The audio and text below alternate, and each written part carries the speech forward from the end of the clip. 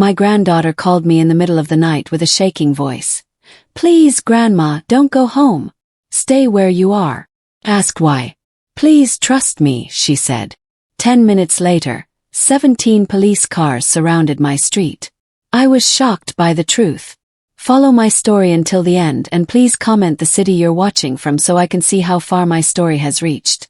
The phone rang at 2:45 in the morning, piercing through the quiet darkness of my sister Ruth's spare bedroom. I reached for it with trembling fingers, my heart already pounding. Nobody calls this late unless something terrible has happened. Grandma rose. It was Emma, my 18-year-old granddaughter, but her voice sounded different. Tired. Broken. "Emma, sweetheart, what's happening?" I sat up quickly, pushing my reading glasses onto my nose. The red numbers on Ruth's old clock glowed in the darkness. "Please, Grandma, don't go back to your apartment tonight. Stay exactly where you are right now." "What do you mean don't go home, Emma? You're frightening me terribly." There was silence, then I heard her take a shaky breath. "I can't tell you everything over the phone, but Grandma, something really bad is about to happen at your place. You have to believe me and stay with Aunt Ruth tonight." My stomach dropped. I had been visiting Ruth since yesterday morning because my son Danny had been acting so strangely. He kept asking weird questions about my savings account and whether I kept any valuable things in my apartment. The way he stared at me during lunch yesterday made me so uncomfortable that I decided to spend the night at Ruth's house instead. "Emma, honey, you must tell me what's going on. Is your father okay? Is someone hurt?" "Nobody is hurt yet, Grandma. But I heard Dad talking on his phone earlier, and he mentioned your apartment and tonight. He was planning something and made sure you wouldn't be there when it happened." The fear in her young voice made my blood turn cold. Emma was studying at the community college and working part-time at the library. She had always been the smart one in our family, never one to make up stories or cause drama for no reason. "What exactly did your father say, sweetheart?" I could hear voices in the background, muffled and distant. I didn't catch every word, but he kept talking about evidence and making sure you were gone when they showed up. "Grandma, please just stay put until morning. I'm trying to understand what's happening." "They? Who are they, Emma?" The line went completely silent for a moment, like she was listening to something else happening nearby. Then her voice came back, urgent and whispered. "Someone's coming upstairs. Have to hang up now. Just promise me you won't leave Ruth's house tonight." "Emma, wait, don't hang up yet." But the line went dead, leaving me holding the phone against my chest in the darkness. I sat there trying to make sense of what Emma had just told me. Outside Ruth's window, the neighborhood looked peaceful and normal. The same old houses lined the street, their windows dark and quiet.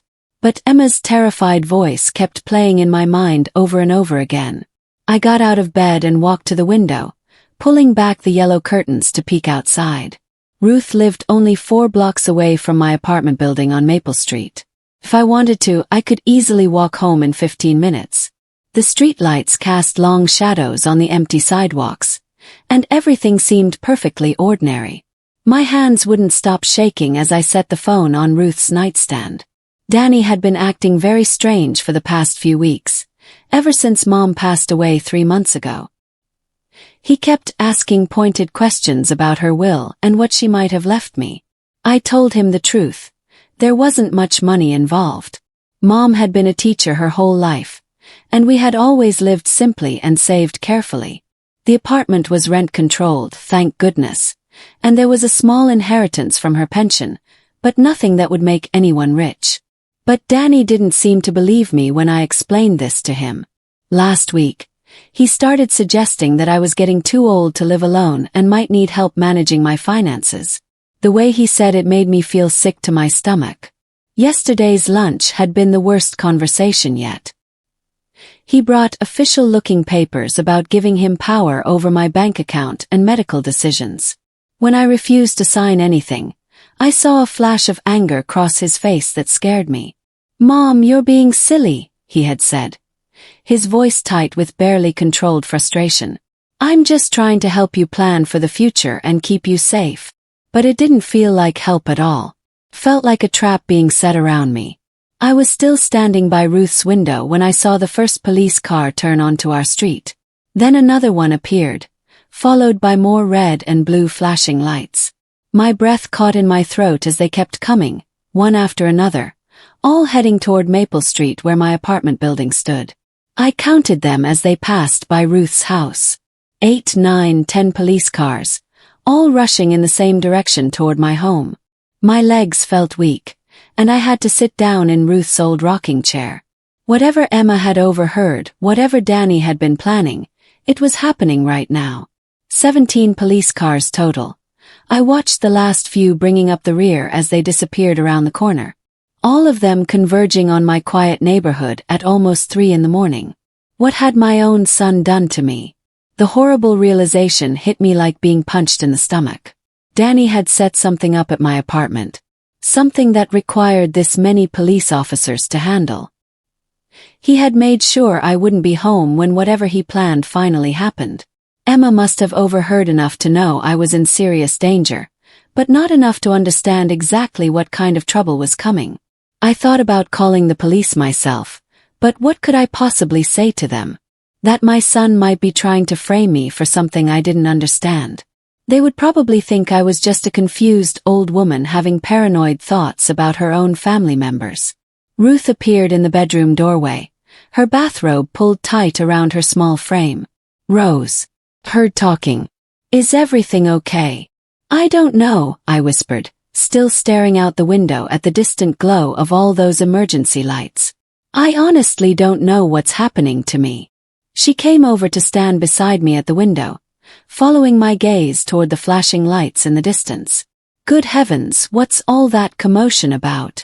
I think, I said slowly, my son just tried to destroy my entire life. The phone rang again, but this time it showed a number I didn't recognize. I didn't sleep at all for the rest of that long night. Ruth made coffee at 5 in the morning, and we sat at her small kitchen table, watching the sun come up over the neighborhood that had been my home for 22 years. The police lights had finally disappeared around 4 o'clock, but the silence felt heavier than their presence. Emma called me at 7:30, her voice still strained but relieved. Grandma Rose, are you safe? You stayed at Aunt Ruth's like I asked, right? I'm here with Ruth, sweetheart. Emma, what happened at my apartment? I saw all those police cars driving toward my building. They searched your place, Grandma. They had official papers and everything. My coffee cup clattered against the saucer as my hands shook. They searched my apartment. But what were they looking for, Emma? I'm not completely sure. Dad won't tell me much, but he's been on the phone with police officers since 5 this morning. He keeps saying they found exactly what they expected to find there. The bottom dropped out of my world. What they expected to find? Emma, I don't understand any of this at all. I know, Grandma. That's exactly why I called you last night when I heard Dad talking. I overheard him on the phone with someone, discussing how the police needed to search your apartment while you weren't there. He said something about evidence and how you would probably try to hide things if you knew they were coming to look around. Evidence. The word sat in my stomach like a heavy stone. Evidence of what exactly? I have no idea, Grandma. But Dad has been telling people that great-grandma left you more money than you admit. He's been saying you've been lying to the family about your finances and hiding things from us. I felt all the color drain from my face. Ruth, who had been pretending not to listen to our conversation, reached across the table and squeezed my hand gently. Emma, your great-grandmother didn't leave me any hidden money. You know how simply we've always lived in our family. She worked at Jefferson Elementary School for 38 years, and every penny we earned went to raising your father and keeping our family together through good times and bad. I believe you completely, Grandma. But Dad is convinced there's something you're not telling us. He's been talking to Uncle Pete about it for several weeks now. They both think you've been hiding bank accounts or valuable things somewhere. Uncle Pete, that's Danny's younger brother, who had never held a steady job in his adult life but always had strong opinions about other people's money. The same man who had borrowed $2,000 from me 4 years ago and never bothered to pay any of it back. Has your father said anything else about what the police supposedly discovered in my apartment? Emma hesitated before answering. He's been really secretive about the whole thing. He told me this morning that the investigation is going to take a long time and that you shouldn't come home until everything gets resolved. He said it would be better for everyone if you stayed somewhere else for now. Better for everyone. Those exact same words that Danny had been using for months. Better for everyone if I simplified my living situation. Better for everyone if I let him help manage my personal affairs. Better for everyone if I signed those legal papers he brought over. Emma, I need you to listen to me very carefully right now. I want you to stay away from your father for the next few days. Don't ask him questions about what's happening. Don't let him know that we talked on the phone. Can you do that for me? Grandma, you're scaring me again with this request. I'm scared too, sweetheart. But I think your father has done something terrible to me. And until I figure out exactly what it is, I need you to be very careful around him. After I hung up, Ruth and I sat in complete silence for a very long time. Finally she spoke up. You know, dear, I never liked that son of yours very much. I almost smiled despite everything that was happening. Ruth had been my sister and closest friend for 65 years, and she had never made any secret about her feelings concerning Danny. Where I saw a difficult child who had grown into a complicated adult, Ruth had always seen something much darker underneath. He's always been selfish and demanding, I said. Even as a little boy, he thought the world owed him whatever he wanted. This is different, Rose. This isn't just about being selfish and demanding. This is calculated and planned. She was absolutely right, and deep down I knew it. Danny hadn't just stumbled into this situation by accident. He had planned whatever was happening, probably for months ahead of time. The legal papers at yesterday's lunch hadn't been something he thought of suddenly. They had been part of a much larger strategy he was carrying out step by step. My phone rang again, and Danny's name appeared on the screen. My heart started racing immediately. Mom! His voice sounded carefully neutral, but I could hear tension underneath the surface. I heard you weren't at home last night. Are you feeling all right? I'm fine, Danny. I decided to spend the night visiting with Ruth. Oh, he paused for a moment. Well, I'm afraid I have some very difficult news to share with you. The police came to your apartment early this morning.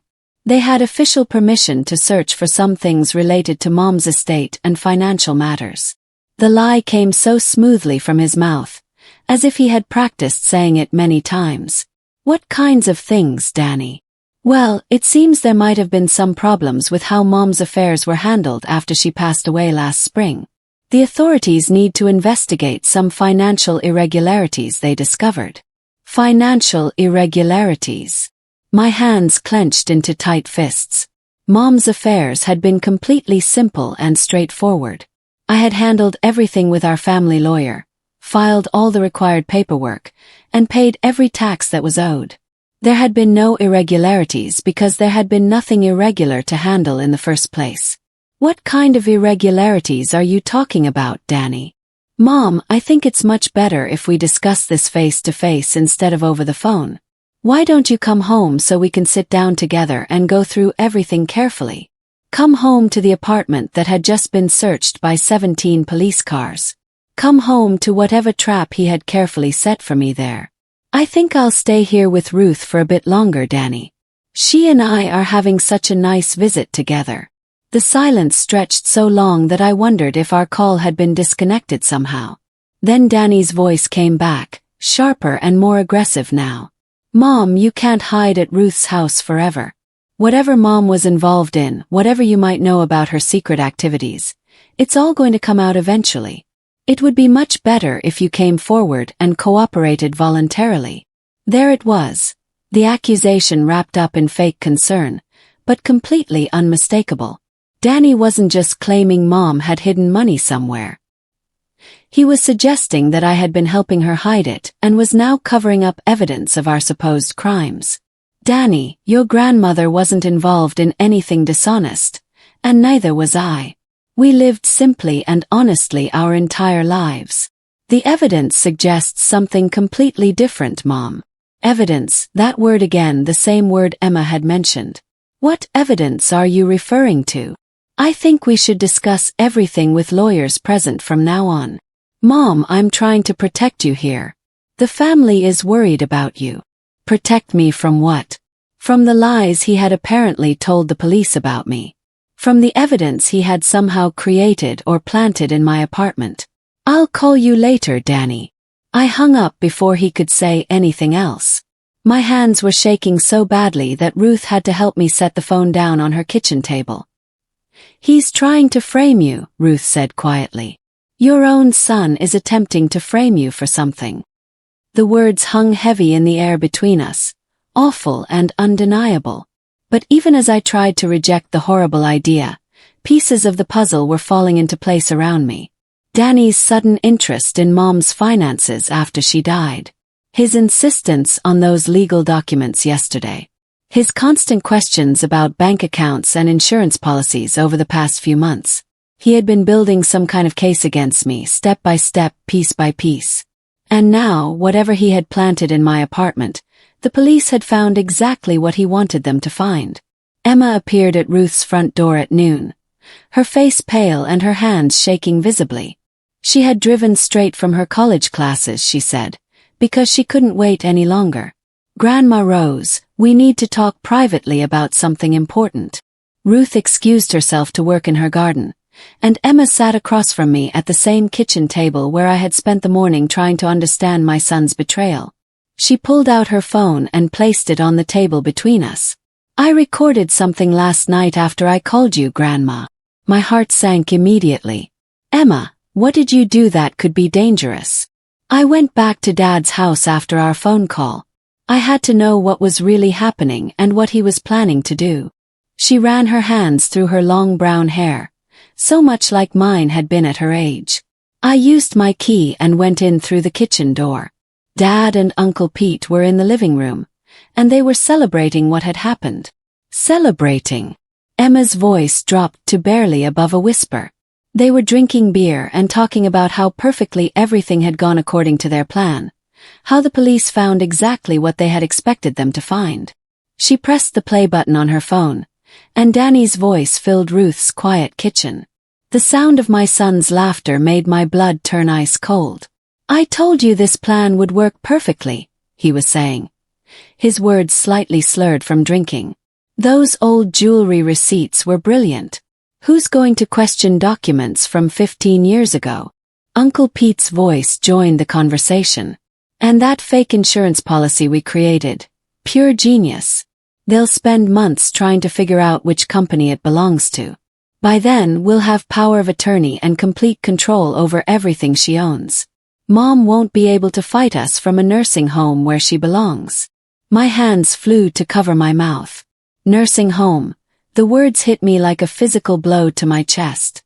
Emma paused the recording temporarily. There's more, Grandma. It gets much worse than this. I nodded even though I wasn't sure I could handle hearing anything worse than what I'd already heard.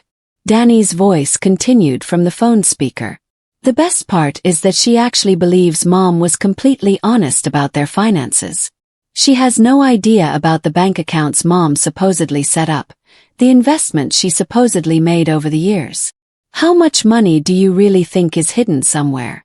Uncle Pete asked. Has to be at least $50,000, maybe much more than that. Mom was careful about hiding it, but she wasn't stupid about it either. She knew Rose would never approve of taking money from the school district, so she kept everything completely separate and secret. I felt the entire room spinning around me. Emma reached across the table and gripped my hand tightly. Grandma, they're lying about everything, about great-grandma, about hidden money, about all of it. But Danny wasn't finished with his horrible confession. The nursing home evaluation is scheduled for next Tuesday. Dr. Williams owes me a favor from when I helped him with his taxes. He's already reviewed all the evidence of her mental decline, memory loss, paranoid thoughts about family members, inability to manage her finances properly. Once she's declared mentally incompetent, we can have her committed and take complete control of all her assets. Emma stopped the recording there. The silence that followed felt deafening and complete. I stared at the phone, trying to process everything I had just heard from my own son's mouth. Danny hadn't just planted fake evidence to frame me for hiding money that didn't exist. He had created an entire fictional story about my mother being a thief who had stolen money from the school where she worked for nearly 4 decades. Worse than that, he was planning to have me declared mentally incompetent and locked away in a nursing home. Emma, those jewelry receipts they mentioned. Where would Danny get old documents from 15 years ago? He's been going through your apartment for months, Grandma. Every time you went to the grocery store or to church services, he was there with his copy of your key. He probably found some old receipts and changed the amount somehow, or created completely fake ones. Modified them, forged them, created fake purchases, fake evidence of expensive jewelry that never existed. And this fake insurance policy they mentioned. Emma's face flushed with anger. He created it on his computer. I saw him working on it last week, but I didn't understand what it was for at the time. The pieces were falling into place now, creating a picture so evil I could barely understand it. Danny had spent months planning this attack on me. He had planted forged receipts and fake insurance documents in my apartment. He had reported these fake discoveries to the police, claiming I had been hiding valuable assets from the family. And now he was planning to use the resulting police investigation as evidence that I was mentally unstable and couldn't take care of myself. Emma, this Dr. Williams he mentioned. Who is that person? He's the doctor Uncle Pete goes to. The one who helps him get his disability payments renewed every year even though there's nothing really wrong with him. Of course, Uncle Pete had been claiming medical disability for the past 3 years, ever since he was fired from his last job for showing up drunk. If Dr. Williams was willing to create false medical reports for Pete, he would probably do the same thing for Danny if the price was right. There's something else, Grandma, Emma said, her voice heavy with worry. I heard them talking about what happens next. Once you're locked up in the nursing home, they plan to sell your apartment and take all your savings. They figure by the time anyone questions what they're doing, all the money will be gone forever. I felt physically sick to my stomach. My own son was planning to steal everything I had worked for my entire life, lock me away in an institution, and leave me with absolutely nothing. And he was doing it all while pretending to be concerned about my welfare and safety. Emma, we have to call the police right now. With what proof? This recording. I made it secretly, Grandma. They'll never be able to use it in court. She was absolutely right, and we both knew it perfectly well. Even if the recording could be used as evidence, it would be my word against Danny's word. He had already established himself as the concerned son trying to help his aging mother. I would look like a paranoid old woman making crazy accusations against her own family. But we can't just let him destroy your life like this. Emma leaned forward, her young face set with fierce determination. We're not going to let him destroy anything, but we have to be smart about how we fight back. What do you mean by that? I mean, we let him think his plan is working perfectly. We let him believe you're falling for his trap completely. And while he's busy congratulating himself on being so clever, we figure out how to turn the tables on him. I stared at my granddaughter, this girl I had helped raise since she was small, and saw her grandfather's stubborn determination shining through. That's very dangerous, Emma. If he succeeds in having me committed to a nursing home, there might be no way back. He won't succeed because we're going to beat him at his own game before he can finish it. The plan Emma outlined was extremely risky, but it seemed like the only chance we had to save my life and freedom. I would return home and act confused about the police search. I would play along with Danny's story about being overwhelmed and unable to manage my affairs properly. I would even agree to see Dr. Williams, the corrupt doctor who would declare me mentally unfit. But while Danny thought he was manipulating me successfully, we would be gathering evidence of his crimes. Emma would continue recording conversations whenever possible. We would document every lie, every forged document, every step of his conspiracy against me. The most important thing, Emma said seriously, is that he can't know we're onto his plan. You have to act like the confused old woman he wants you to be. It went against every instinct I had developed over 67 years. I had spent my entire life standing up for myself, speaking my mind, refusing to let anyone push me around or take advantage of me. Now I had to pretend to be weak and helpless, the perfect victim for Danny's terrible scheme. But if acting weak and confused was the only way to save myself from his trap, then I would do it. There's one more thing we need to consider carefully, I said. If Danny is willing to go this far against his own mother, what else might he be capable of doing? Emma's face went completely white. We both understood exactly what I was asking about.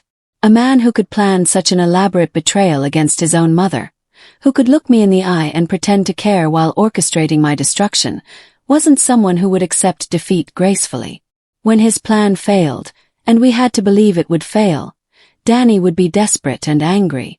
And desperate people, especially those with nothing left to lose, can become very dangerous indeed when they're cornered. The recording had revealed the true depths of my son's betrayal and cruelty. But it had also shown us something else that was critically important. We were running out of time very quickly. The psychiatric evaluation was scheduled for Tuesday morning. Whatever we were going to do, we had to do it fast. Going back to my apartment felt like walking into the scene of a crime that had been committed against me. Emma drove me home at 4 in the afternoon, 2 days after the police search had happened. The moment I stepped through my front door, I could feel that strangers had been through my most private and personal spaces. They had been careful and professional, I'll give them credit for that. Nothing was obviously disturbed or damaged. But I knew my home like other people know their own heartbeat. The stack of mail on my kitchen counter was too perfectly neat. The books on my living room shelves were slightly out of their usual order. Someone had been through absolutely everything I owned. Danny arrived 30 minutes later.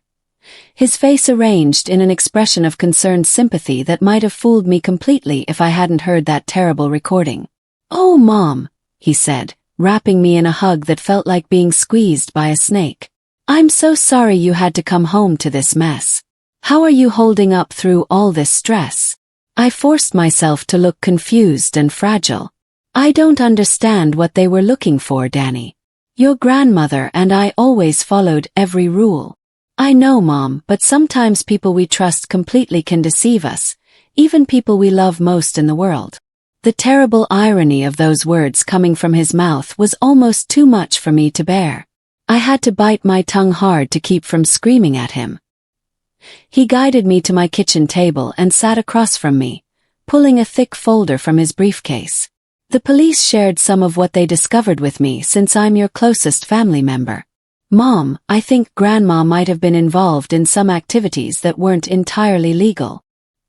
He opened the folder and spread out photocopied documents. Even from across my small table, I could see they were supposedly old jewelry receipts from downtown stores. The receipts showed my mother's name and enormous amounts of money spent on expensive items over many years. "These show purchases that don't match Grandma's teacher salary at all," Danny said, his voice gentle but insistent. "Thousands and thousands of dollars every year, all for jewelry and luxury items." I stared at the papers, trying to look shocked rather than disgusted by his lies. The forgeries looked professional and convincing. Whoever had created them had used the right fonts and formatting. But I knew they were complete lies because I had helped Mom manage her simple finances for the last 10 years of her life. She had never owned expensive jewelry because she believed it was wasteful and showy. "Danny, this can't be right. Your grandmother would never spend money like this." "Mom, I know it's hard to accept, but look at this insurance policy." He pulled out another document, a supposed life insurance policy worth $200,000. "They found evidence of this hidden in your bedroom closet. The insurance company has no record of Mom ever cashing it in." The policy I had never seen before in my entire life. The policy Emma had told me he created on his computer. "I don't remember any insurance policy like this," I said, which was completely true. Danny's eyes got sharp and focused. "Memory can be tricky as we get older, Mom. Sometimes we forget things, especially things that upset us. It's possible Grandma swore you to secrecy about the money, and you've just blocked it out of your mind. Blocked it out. He was laying the foundation for his mental incompetency claim, making my supposed memory problems part of his twisted narrative. What does all this mean for me? I asked, gesturing at the fake papers spread across my table. It means Grandma might have been stealing from the school district for years. And if you knew about it, if you helped her hide the money. He trailed off, letting the horrible implication hang in the air between us. But I didn't know about any money, Danny. You have to believe me. I do believe you, Mom. I think Grandma kept you in the dark about most of her activities. But the police need to investigate everything thoroughly. They need to find out where all this money disappeared to. Of course, since the money had never existed in the first place, Danny couldn't produce it anywhere. So he was creating a scenario where valuable assets had mysteriously vanished. In the meantime, Danny continued, I think it would be best if you weren't living alone anymore. This kind of stress at your age, with your memory already showing some problems, I'm really worried about your safety and well-being. There it was, the opening move toward having me committed to a nursing home. I'm fine here, Danny. This apartment has been my home for over 20 years. Mom, yesterday you called me 4 times asking the same question about Grandma's funeral flowers. You forgot that Ruth drove you to the doctor last week and got upset when I reminded you about it.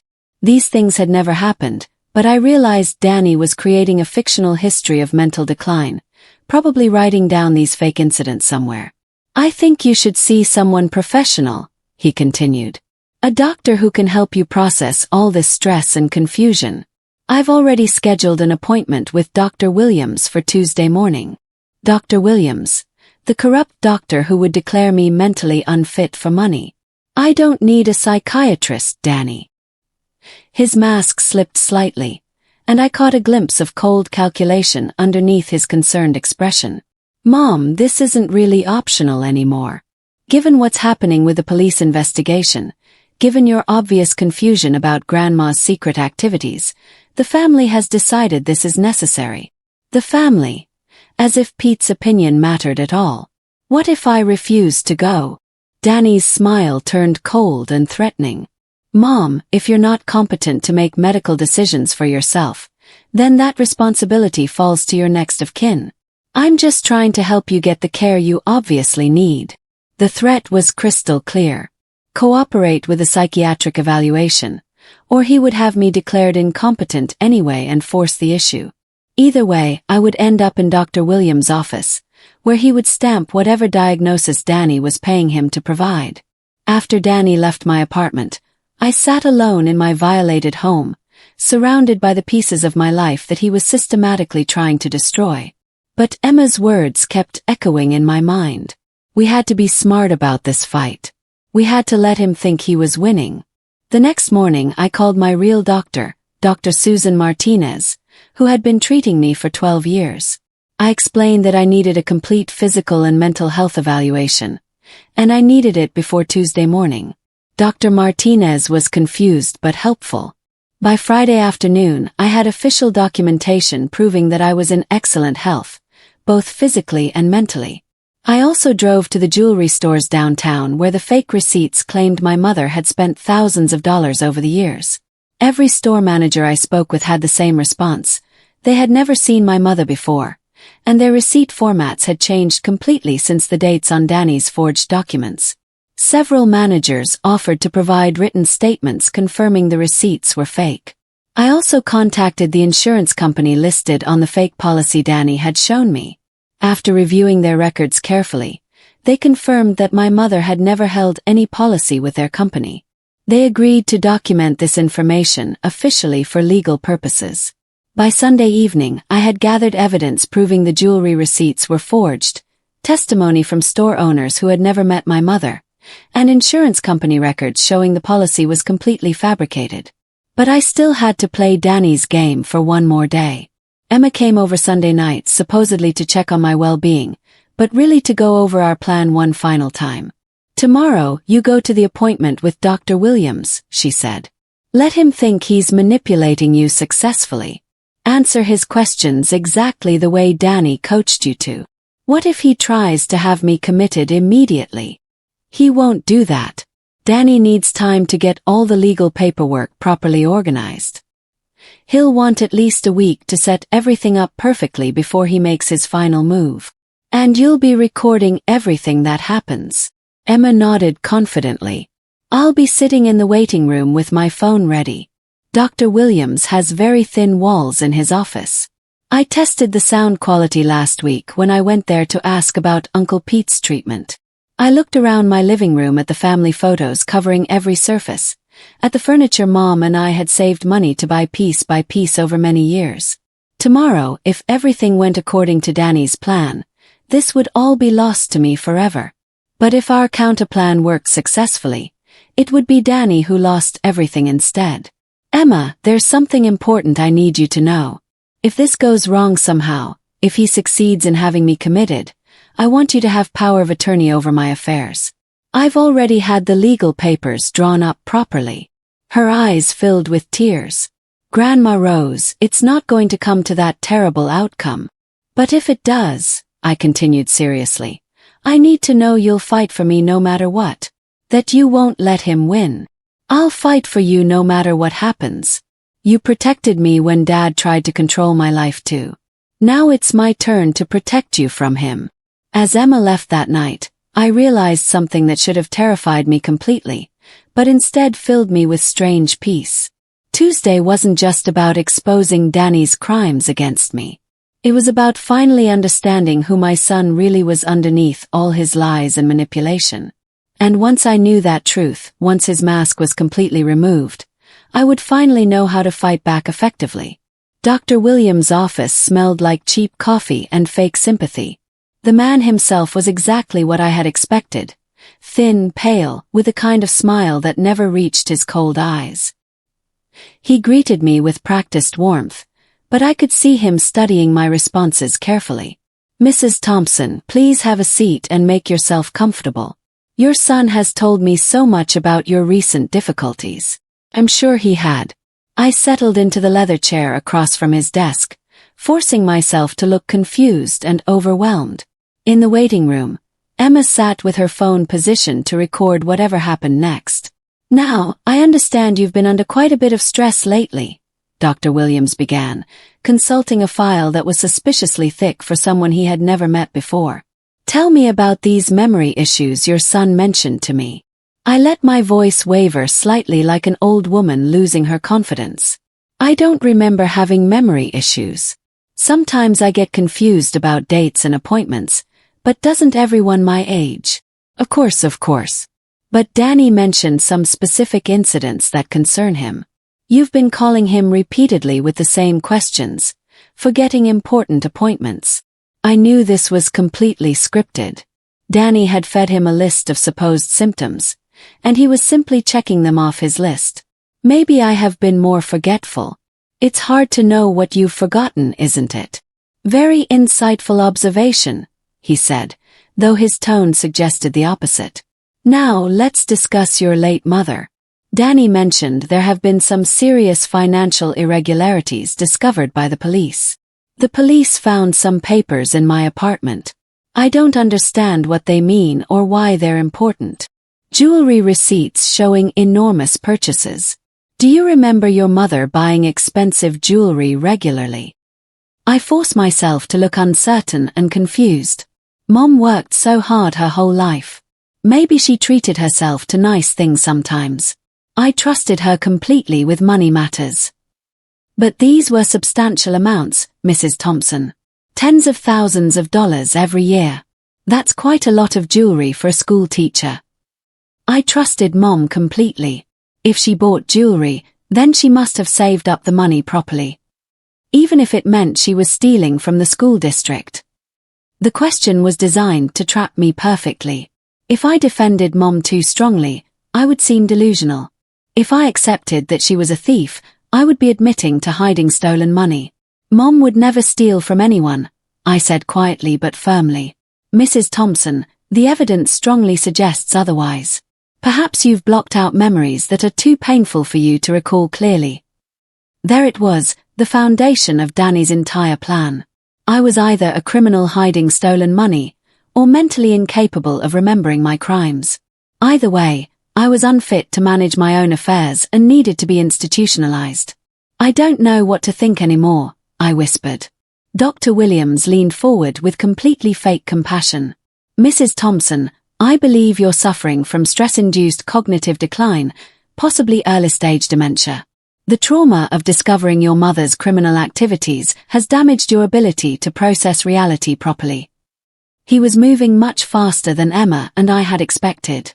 Danny must have promised him substantial payment to expedite my diagnosis quickly. What does that mean for me? It means you need professional care, Mrs. Thompson. Care in a facility designed to help people with your condition. Somewhere safe where you can't hurt yourself or make decisions that might get you into serious legal trouble. But I feel fine. I take care of myself. I manage my apartment perfectly well. Mrs. Thompson, your son has documented multiple instances of very concerning behavior. Forgetting conversations, losing track of time, making paranoid accusations against family members. These are serious symptoms that require immediate professional intervention. I want to go home right now, I said. I'm afraid that's not possible anymore. Based on my evaluation today, I'm recommending an immediate psychiatric hold for your own safety. Your son has already begun the legal process of obtaining emergency guardianship over your affairs. The trap was closing much faster than Emma and I had planned for. Danny wasn't waiting a week like we thought. He was moving today, this very afternoon, to have me committed and assume complete control of my life. Dr. Williams, I need to use the restroom, please. He hesitated briefly, then nodded. Of course, it's just down the hall to your left. I walked slowly to the bathroom, my mind racing with panic. Once I was out of sight, I pulled out my phone and sent an urgent text to Emma. Emergency situation. Call the attorney immediately. He's moving today. When I returned to Dr. Williams' office, Danny was sitting there waiting. His face was arranged in an expression of sorrowful concern that made my stomach turn violently. Mom, Dr. Williams has explained your condition to me. I know this is frightening, but we're going to take good care of you in the facility. I don't want to go anywhere, Danny. I want to go home to my apartment. I know, Mom, but you're not well. The confusion, the memory loss, the paranoid thoughts about Grandma being honest when we have clear proof she was stealing money for years. Dr. Williams cleared his throat importantly. Mrs. Thompson, I've completed my psychiatric evaluation. Based on your responses today and the documentation provided by your son, I'm recommending immediate involuntary commitment for 72 hours while we conduct more thorough assessment. 72 hours. Once I was locked in their facility, Danny would have 3 full days to complete his legal maneuvering. 3 days to liquidate my savings, sell my apartment, make himself my permanent legal guardian. By the time I got out, if I ever got out, there would be nothing left. What if I refuse this treatment? Danny's mask slipped just enough for me to see the triumph burning underneath. Mom, you're not competent to make that decision anymore. I'm acting in your best interests as your closest living relative. Actually, a strong voice said from the doorway, you're not her closest relative anymore. We all turned to see a professional woman in a business suit standing in the entrance. She was holding a briefcase and a folder thick with official documents. I'm Jennifer Walsh, Mrs. Thompson's attorney, and I'm here to inform you that your attempted fraud has been discovered and thoroughly documented. Danny's face went completely white. What are you talking about? Who are you exactly? I'm the attorney Mrs. Thompson contacted last week when she began suspecting her son was planning to defraud her systematically. Ms. Walsh opened her briefcase and began laying documents on Dr. Williams' desk with authority. Forensic analysis of the jewelry receipts you forged. Written testimony from every downtown jewelry store confirming they never met Mrs. Thompson's mother.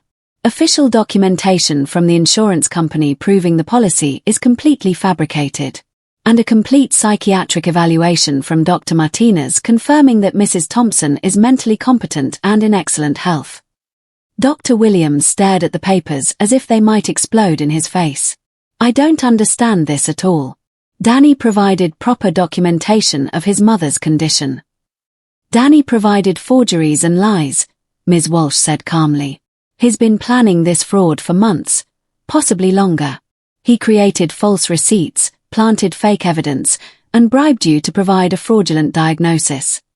That's completely untrue. Danny's voice was shrill with rising panic. My mother is confused and unstable. She's been making up crazy stories about Mom. She can't be trusted to tell the truth anymore. Ms. Walsh pulled out a digital recorder and pressed play. Danny's own voice filled the office, the recording Emma had made of him celebrating with Uncle Pete about planting evidence and planning my commitment to a nursing home. The blood drained completely from Danny's face as he listened to himself describing the forged receipts and fake insurance policy. When the recording reached the part about having me committed to steal my money, Dr. Williams actually stepped away from his desk, trying to distance himself from the conversation. This recording is illegal, Danny whispered desperately. You can't record someone without their permission. Actually, Ms. Walsh replied smoothly, in this state, only one party needs to consent to recording a conversation. Emma was present during your discussion and consented to the recording. It's completely legal and admissible in court. Dr. Williams stood up abruptly, clearly panicking. I think there's been a serious misunderstanding here. I was only trying to help Mrs. Thompson based on the information provided to me by her son. Information you knew was fabricated, Ms. Walsh said sharply. Information you agreed to corroborate in exchange for payment from Danny Thompson. That makes you an accessory to attempted fraud and conspiracy to commit false imprisonment. The room fell completely silent except for the sound of Danny's rapid, panicked breathing. I watched my son's face cycle through emotions, panic, rage, desperation, as he realized his carefully planned scheme was crumbling around him. Emma, he said suddenly with venom. Emma set me up. That little traitor has been working against me this whole time. Emma has been protecting her grandmother from your criminal conspiracy, Ms. Walsh corrected firmly. Which is more than I can say for you. Danny turned to me, his eyes blazing with fury I had never seen before in my life. You think you're so clever, don't you? You think you've won this battle. I looked at my son, really looked at him, and saw a complete stranger. This wasn't the difficult child I had raised and tried to understand. This was someone capable of destroying his own mother for money. I haven't won anything, Danny, I said quietly. We've all lost everything important. I've lost a son, and you've lost your soul. His laugh was bitter and sharp. You have no idea what you've lost, mother. You have no idea what I'm still capable of doing to you. The threat in his voice was unmistakable and chilling. Ms. Walsh heard it too and immediately stepped forward protectively. Daniel Thompson, you're under citizen's arrest for attempted elder abuse, fraud, and conspiracy. The police are already on their way here. Through the office window, I could already see flashing lights approaching Dr. Williams' building. But as I watched my son's face twist with rage and desperation, I realized this nightmare wasn't completely over yet. Danny might be caught, but cornered animals are always most dangerous. The police took Danny away in handcuffs, but not before he screamed threats at me from the back of their patrol car. His words were muffled by the glass, but I could read his lips clearly enough. This isn't finished between us. Dr. Williams followed in a separate police car, his medical license already under investigation for the fraudulent evaluation he had been willing to provide. Emma drove me home in complete silence, both of us too emotionally drained to speak about what had happened. The afternoon sun was slanting through the trees on my street, casting long shadows across the neighborhood where I had lived peacefully for over 20 years. Everything looked exactly the same, but I felt like I was seeing it all through completely different eyes. Grandma Rose, Emma finally said as we pulled into my apartment building's parking lot. Are you okay? I wasn't sure how to answer that question honestly. Was I okay? My son had tried to steal everything I owned and lock me away forever. He had been willing to destroy his own mother's reputation and freedom to achieve his selfish goals. I had spent the last week living in constant fear, not knowing if I would end up imprisoned for crimes I never committed. But I was free now. Danny was in jail, and I was going home. I think I will be okay, I told her with growing confidence. Ms. Walsh had explained that Danny would likely face serious charges for elder abuse, fraud, conspiracy, and attempted false imprisonment. Uncle Pete would probably be charged as an accessory to his crimes. Dr. Williams was looking at losing his medical license permanently and facing possible criminal charges for medical fraud. The web of lies they had constructed together was unraveling completely, thread by thread. What happens now? Emma asked as we sat in the car. Now I try to figure out how to live with the knowledge that my son was willing to destroy me for money that never even existed. Emma was quiet for a long moment, processing everything. His sick, grandma. What he tried to do to you. Normal people don't plan things like that. Maybe she was right. Maybe Danny's willingness to betray his own mother was a sign of some deeper psychological problem that I had never recognized. But it didn't change what he had done, or the fact that he showed no remorse when caught.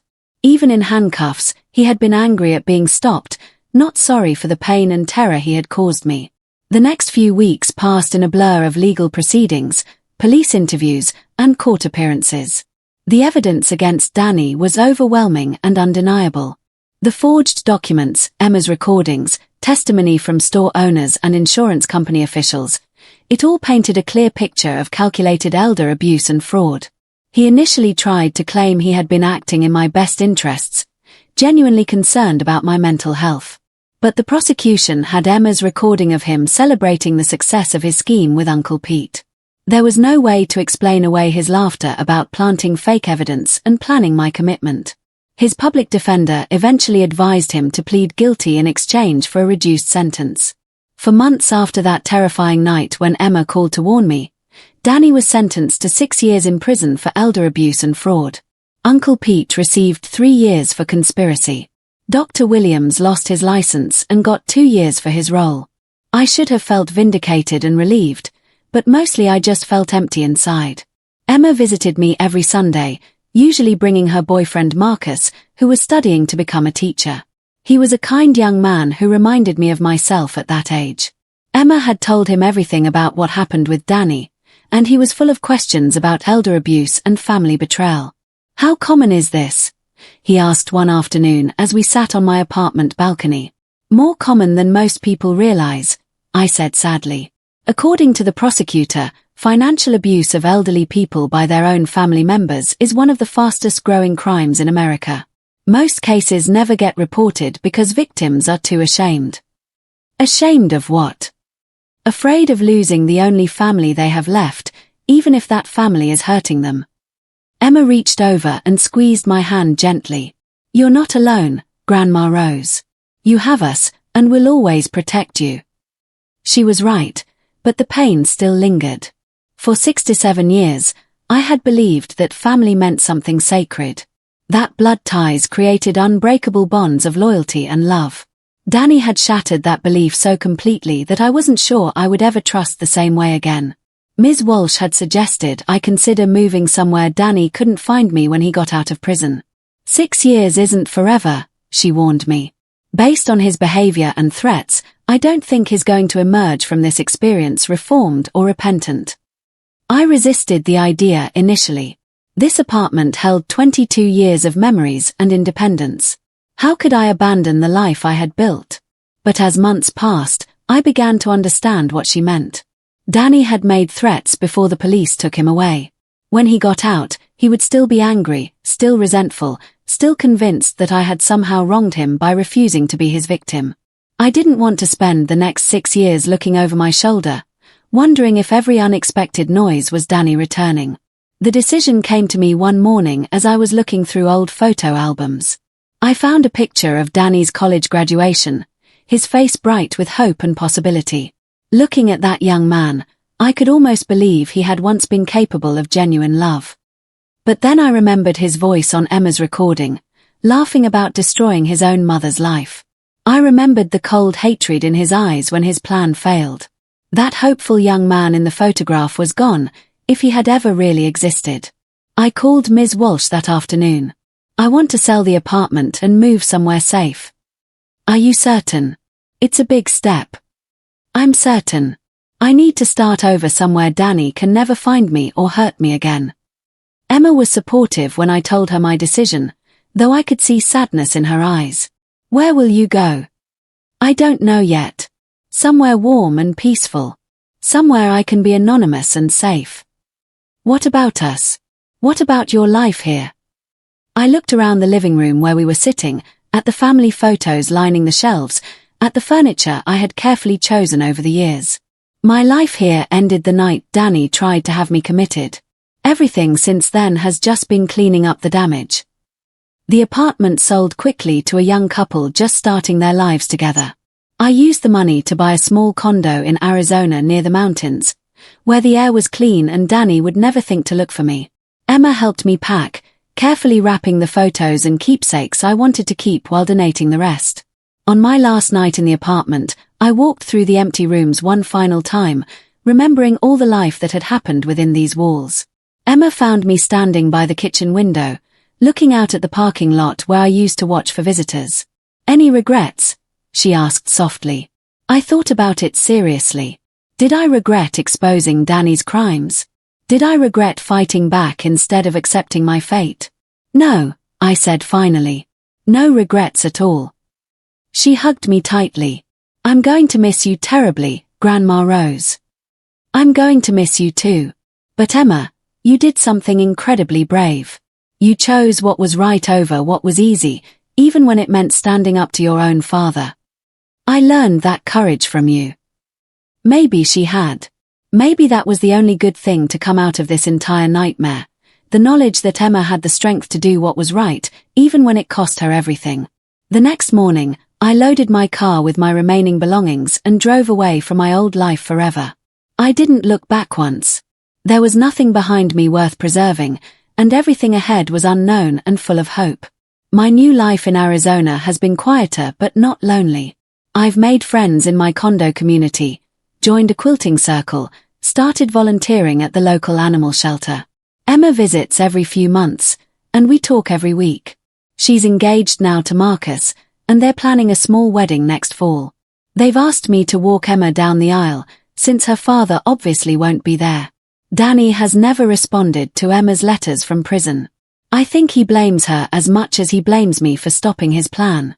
In his twisted mind, we're the villains who prevented him from taking what he believed was rightfully his. Sometimes I wonder if he ever thinks about what he destroyed. Not just my trust or my money, but the relationship we could have had. I would have helped him if he had needed assistance, within reason, within my means. Instead, he chose to see me as an enemy to be defeated rather than a mother to be loved. He chose lies over truth, manipulation over honesty, betrayal over trust. Those were his choices, not mine. I can't change what he did or who he became, but I can choose how to respond. And I choose freedom. I choose peace. Now I'm curious about you who have listened to my story.